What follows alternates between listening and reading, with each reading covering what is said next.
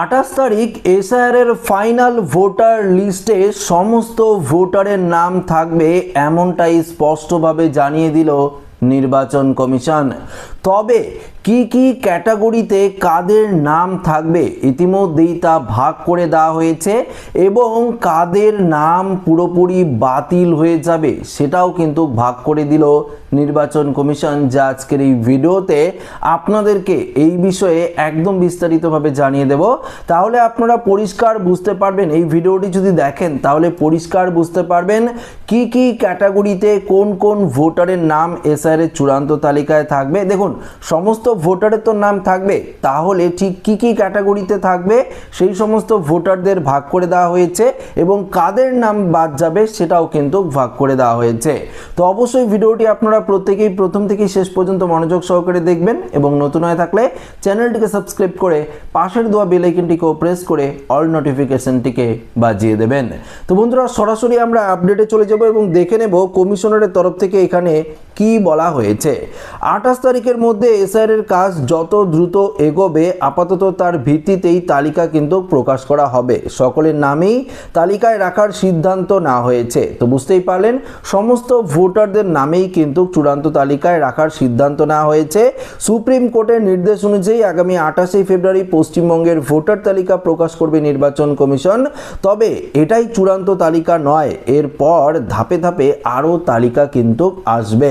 Commission সূত্রে খবর, আপাতত 28 তারিখের তালিকায় সকলের নামেই রাখা হবে। তবে কারা যোগ্য, কাদের নাম এখনো যাচাই করা যায়নি তা আলাদা করে চিহ্নিত করে দেওয়া হবে। ভোটাররা তাদের নাম যাচাইয়ের অবস্থাও কিন্তু জানতে পারবে এই তালিকা থেকে। অর্থাৎ যেই তালিকাটি কমিশনারের তরফ থেকে প্রকাশিত করা হবে সেই তালিকায় আপনার সমস্ত, অর্থাৎ আমাদের পশ্চিমবঙ্গের সমস্ত ভোটারের নাম কিন্তু থাকবে। তবে যারা যোগ্য তাদের পাশে, যারা যোগ্য ভোটার তাদের পাশে কোনো রকম কিছু লেখা থাকবে না। যারা অযোগ্য ভোটার বা যারা ধরুন যাদের ডকুমেন্টস ভেরিফিকেশন করা সম্ভব হয়নি তাদের নামের পাশে কিন্তু সেই বিষয়টা লেখা থাকবে। দেখুন কি বলেছে কমিশন সেটা আপনাদেরকে জানিয়ে দিচ্ছি। সূত্রের খবর, 28 তারিখ পর্যন্ত যে নামগুলো নিষ্পত্তি হবে সেগুলো গ্রহণযোগ্য হিসাবে ধরা হবে। তাদের শুধু নাম তালিকায় উল্লেখ থাকবে, আলাদা করে পাশে কিছু নাও লেখা থাকতে পারে। যে সমস্ত ভোটারের নাম যাচাই বা নিষ্পত্তির জন্য বিচারকদের কাছে পাঠানো হয়েছে তাদের নামের পাশে লেখা থাকবে অর্থাৎ জুডিসডিকশন বা বিচারাধীন। এখনো পর্যন্ত সেই সংখ্যাটা 60 অর্থাৎ 60 লক্ষ। পরবর্তী সময়ে সেখান থেকে চিহ্নিত যোগ্য ভোটারদের পৃথক তালিকা প্রকাশ করবে কমিশন। ওই নামগুলো চূড়ান্ত তালিকায় পরবর্তীতে যোগ করে দেওয়া হবে। কমিশন সূত্রে খবর, এসআইআর এর ঘোষণার সময় পশ্চিমবঙ্গে 7,66,00,000 ভোটার ছিলেন। সেই তালিকা থেকে মৃত, অনুপস্থিত, নিখোঁজ মিলে 58 লক্ষেরও বেশি নাম বাদ যায়।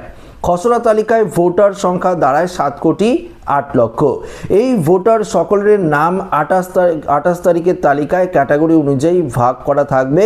যাদের নাম মুছে দেওয়া হয়েছে, যাদের নামের নিষ্পত্তি হয়নি, তাদের নাম যোগ্য হিসাবে অনুমোদন পেয়েছে, সেই অনুযায়ী ক্যাটাগরি কিন্তু সাজানো হতে পারে।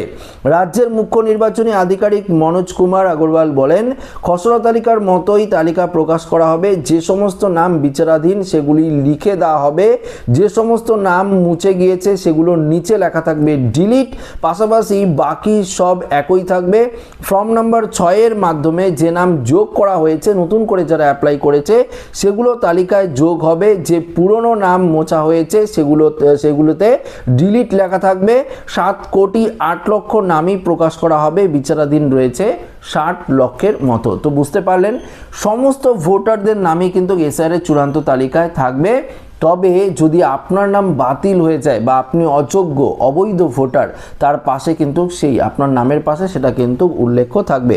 দেখুন এখানে আবার কি বলেছে, ভোটার তালিকায় তথ্যগত অসঙ্গতি নিষ্পত্তির জন্য সুপ্রিম কোর্টের নির্দেশ মেনে ইতিমধ্যেই বিচার বিভাগীয় আধিকারিক নিয়োগ করেছে কলকাতা হাইকোর্ট। উচ্চ আদালতের প্রধান বিচারপতি রাজ্য এবং নির্বাচন কমিশনের আধিকারিকের সঙ্গে শনিবার থেকে দফায় দফায় বৈঠক করেছেন। বৃহস্পতিবার আলোচনা হয়েছে। এখনো পর্যন্ত পশ্চিমবঙ্গ থেকে হাইকোর্টে 500 132 জন আধিকারিককে এসআর এর কাজে সহায়তার জন্য নিয়োগ করেছে। আদালত জানিয়েছে প্রয়োজনে ওড়িশা এবং ঝাড়খণ্ড থেকে বিচারকদের নিয়োগ করা যাবে। সেই অনুযায়ী বৃহস্পতিবার ওই দুই রাজ্য থেকে 100 জন করে বিচারক চেয়ে পাঠানো হয়েছে। কাজ শুরু করেছেন 273 জন বিচারক। তো বন্ধুরা, এই আপডেটে আপনারা একটি বিষয় পরিষ্কারভাবে জানতে পারলেন যে নির্বাচন কমিশন এটা কিন্তু স্পষ্ট করে দিল যে 28 তারিখ যে চূড়ান্ত ভোটার তালিকা প্রকাশিত হবে সেই তালিকায় আপনার নাম কিন্তু থাকবে। অর্থাৎ আপনার নাম খসড়া তালিকায় আছে মানে ফাইনাল লিস্টও আপনার নাম কিন্তু উঠবে। তবে দেখুন, বিষয়টা কিন্তু পুরোপুরি আলাদা করে দিয়েছে নির্বাচন কমিশন।